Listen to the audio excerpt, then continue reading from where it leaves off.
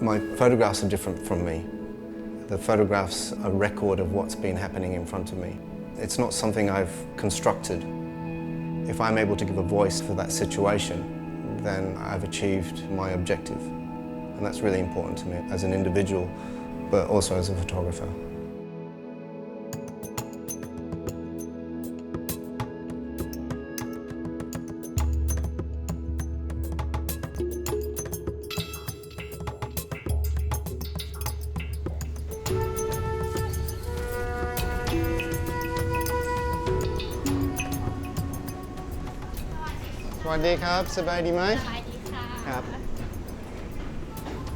I love Bangkok for exactly the same reasons I hate it.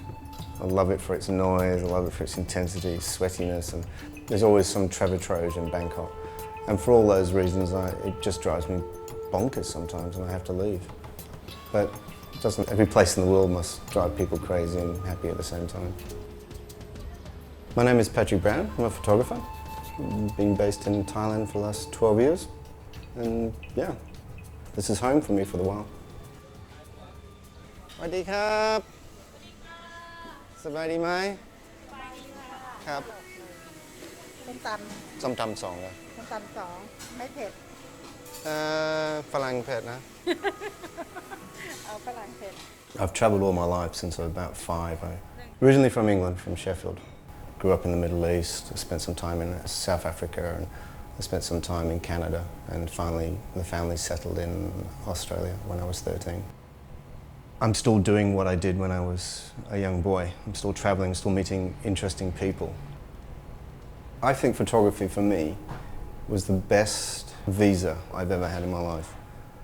I've been with racing car drivers, I've been with homeless, I've been with drug addicts, I've been with politicians, I've been with royalty. It's one of the best vehicles to move in and out of societies that normally wouldn't be able to navigate your way through. It's my car that I rebuilt when I was 18. Modelled on an old English car. Took me about 3 months to rebuild it, maybe even a bit longer actually. I'm trained as a tool maker, which is somebody that makes machines and stuff. I really enjoy working with my hands, and I like the craft of photography. Not just taking the photograph or the equipment, but actually I like to produce a photograph. I like to go in the darkroom. I find the darkroom very therapeutic. Just dodging between the light and making a photograph darker or lighter here, and it's hand printed. You can never make another print exactly the same. And I find that really adorable. I was incredibly naive about what documentary photography could do. I was working in a multi-storey car park, and I saw a little snippet about this guy in the local rag, and he was in Africa when he was the only surgeon for 2.5 million people. So I sold my car and my surfboard and went over there and documented him, and I was there for 6 weeks. 6 weeks is all I could get off from work, and then came back to Australia, had an exhibition. It raised a lot of money for his name is Robert Whedon. We had awareness for him in Australia, and then it was published in Australia and it won a couple of awards. It was one of the pivotal points when I realised you could actually make a difference with a photograph.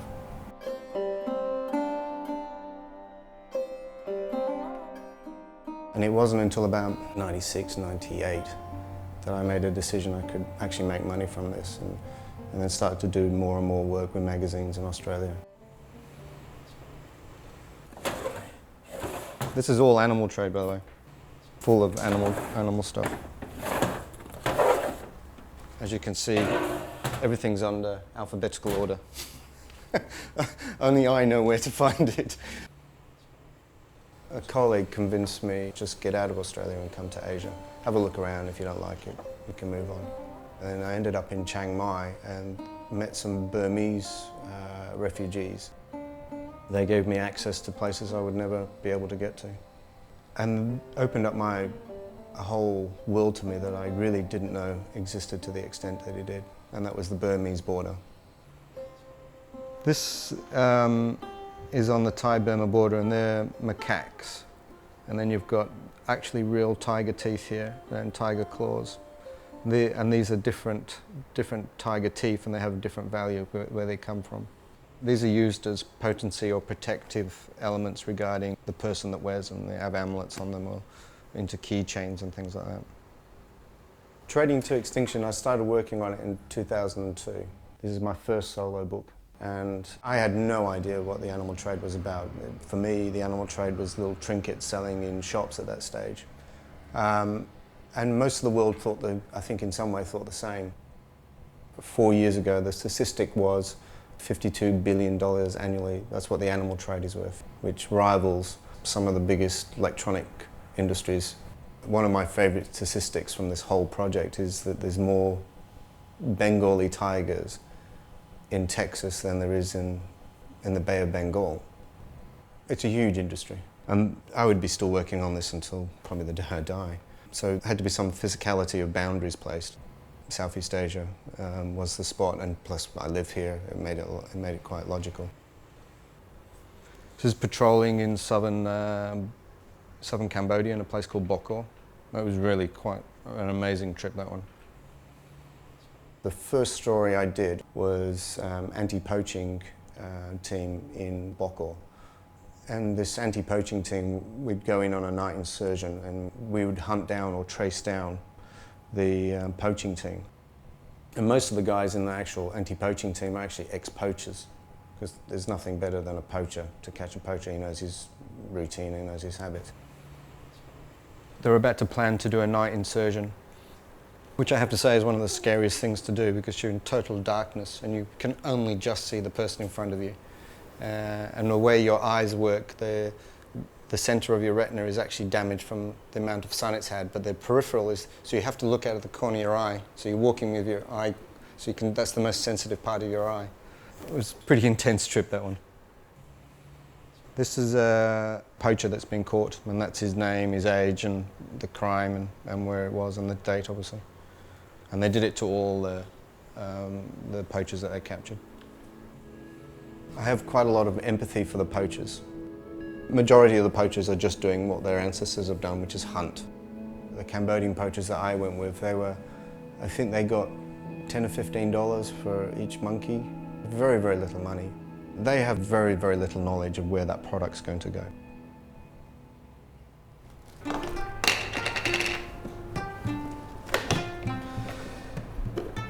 There we go. This is pretty much what I'll be taking.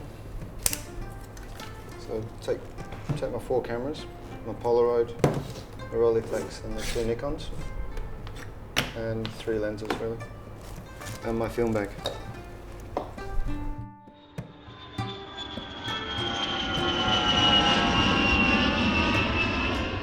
Well, I've come to Guangzhou from Bangkok. Guangzhou is close to the Hong Kong border. It's southwest China, and it's the economic powerhouse for this region. It's very close to Xinjiang, which is the manufacturing powerhouse of China. Due to the wealth of the manufacturing of Xinjiang and the money that's come into this area, this has always been a fruitful place for animal trafficking. What I'm hoping to achieve is to see where we are 5 years down the track. It's a 10-year project, so where was I halfway through this project? I was here the last time.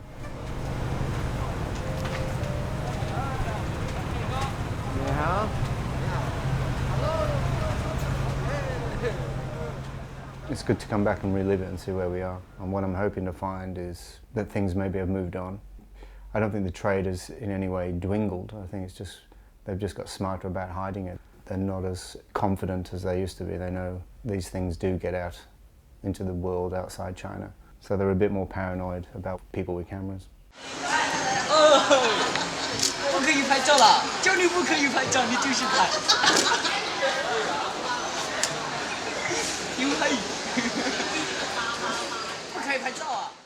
I never ask permission. I just get in there, and I know I've got a very short window of opportunity to get the pictures. As soon as you start to ask for permission, people are not going to be themselves. And a few times I push it and I push it. If somebody's stopping me from taking pictures or tries to stop me from taking pictures, I push it even further, because there's a reason why this person is trying to stop me, because he knows they're doing something wrong. So I'm trying to get, the hardest thing in a photograph is capturing an emotion. So if I'm able to capture this angry person trying to stop me from taking pictures, it also adds another little dimension to the body of work. We went to one pet shop which specialised in selling fish. One fish in this particular shop was, I think it was worth about $10,000. The people who owned the shop, they openly talks about how he smuggled the fish in from Australia and he smuggled them in from the Philippines. And This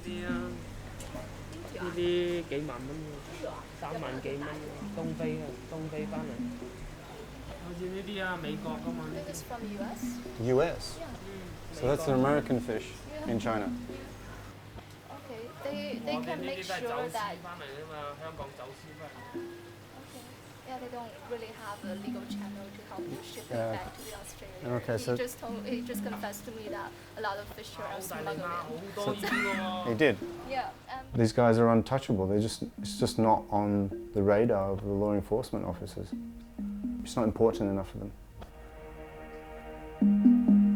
Everything in the market isn't endangered, no. That's where that grey zone of the wildlife trade comfortably sits in.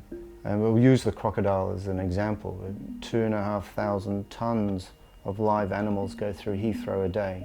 You'll have a shipment of, say, 25, 30 crocodiles. So the custom guys at Heathrow, he's looking for contraband, he's looking for drugs, but he's not a reptile expert. So he counts 30 crocodiles, ticks it off, yep, move on. In that 30, they could be 10 very, very endangered crocodiles.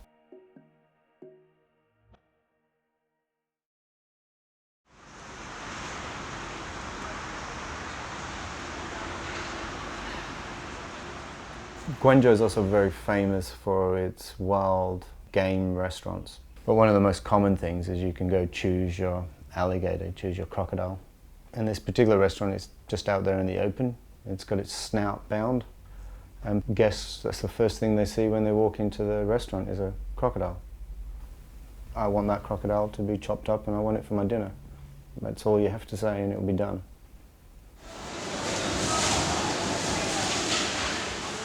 With the animal trade, with the consumption of animals, it's more to do with you are what you eat. So you consume a piece of the tiger, you'll inherit a part of that tiger and you become more virile and stronger and you'll fight off a cold or you'll beat the arthritis. Most of the animal is consumed in some form or manner or used to develop a cream or a soup or a tea or something like that.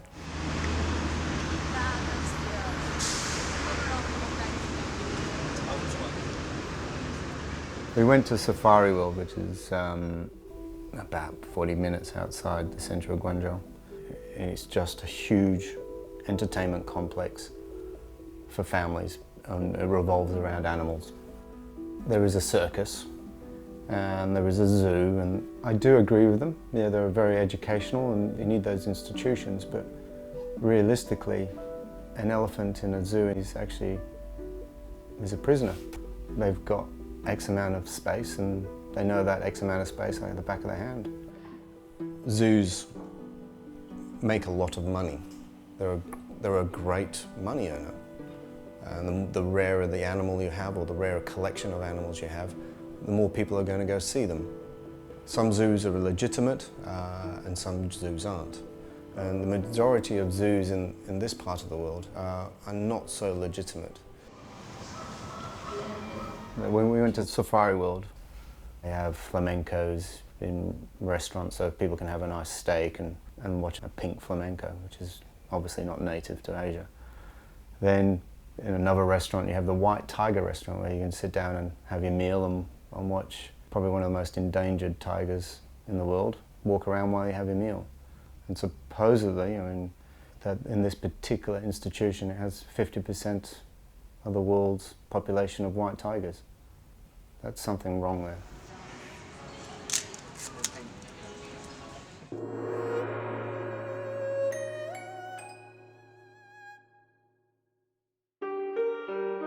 I'm not an animal activist. It's more about exposing the subcultures in society. The animals is not really the story. What's happening to the animals is the story. And that cause is actually these subcultures of smugglers and poachers and customers. That's what I'm interested in. My career as a photographer in the last 10 years is being focused around the animal trade. I've spent every little penny I've earned has gone back into this project. And one of the biggest discussions I had with publishers was that it was in black and white. If I'd shot this in colour, I think I would have had no problems. It would have been printed straight away.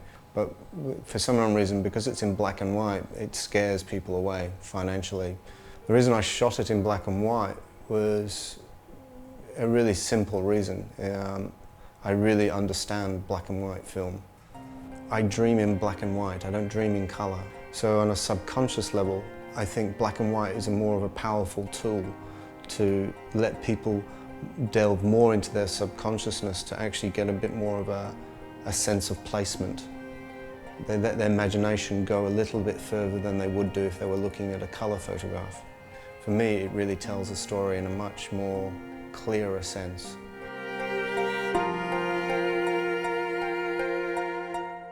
We visited the Guangzhou medicine market, which is a very famous institution. It's pretty wacky. You see a lot of crazy things there, from seahorses, geckos drying on the street, turtles, a multitude of different creatures for sale and parts of different creatures. What drives the industry is naivety and greed.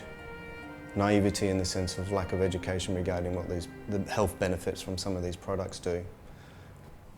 Rhino Horn is one of the classics. It's, if you consume a rhino horn, mythology believes that you'll be able to mate for 2 or 3 hours.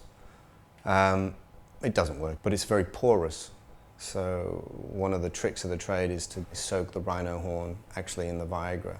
So that drives the trade as well. It's all this naivety. And it works because it's soaked in Viagra.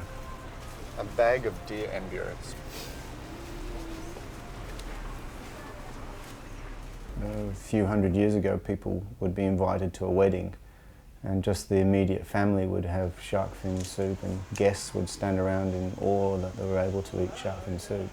It was a very sought after delicacy. Now the wedding parties have grown to 300 or 400 people and they all have shark fin soup. When you look at the shark fins, you see the bags and hundreds of bags of this stuff. And 3 fins basically means one shark. It's just a staggering amount of sharks that have died for something that's basically cartilage and doesn't taste of anything. While we're in the medicine market in Guangzhou, this guy in a blue tracksuit comes up to me while I'm taking pictures and he's trying to sell me some bear bile products. He was a little bit uncomfortable with the Chinese watching him and watching the deal go down. So we get him aside and we go talk about it.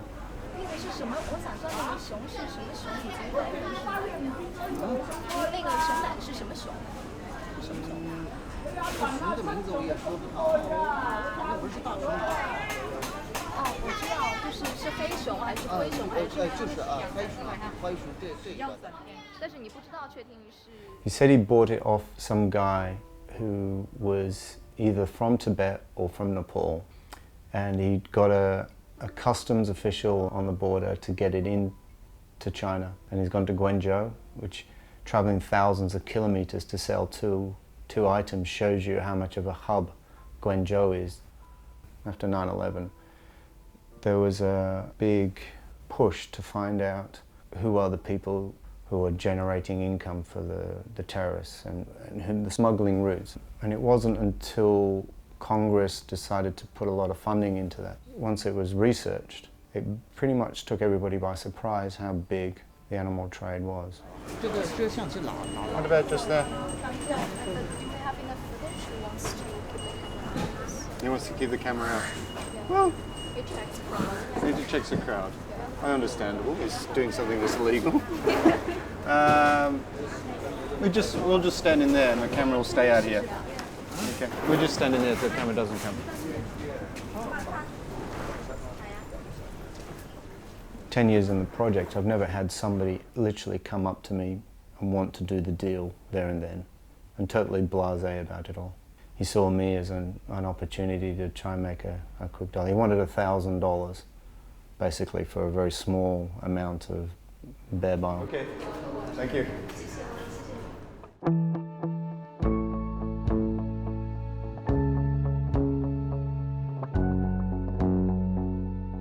This is The last trip for the animal trade. This is it. I'm 43 years old. I've been doing this for just under a quarter of my life. A few months from now, people will be holding a book in their hands. And it will no longer be my book, it'll be their book. I always knew I'd get to this stage. But now I'm here, it's kind of weird, but it doesn't actually feel like it's really happening. It's 10 years in the making and it's going to where I initially thought it would always go. It's quite a nice feeling, actually, I have to say.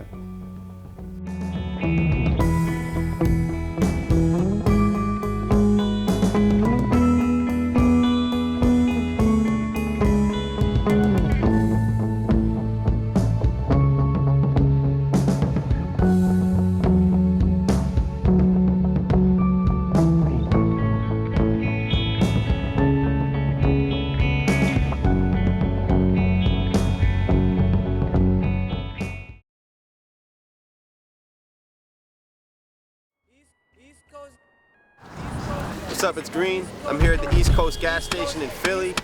Got the infamous Slaughter Rico. I'm about to make a beat out of the sounds from my car, and then he's gonna kill a verse over it.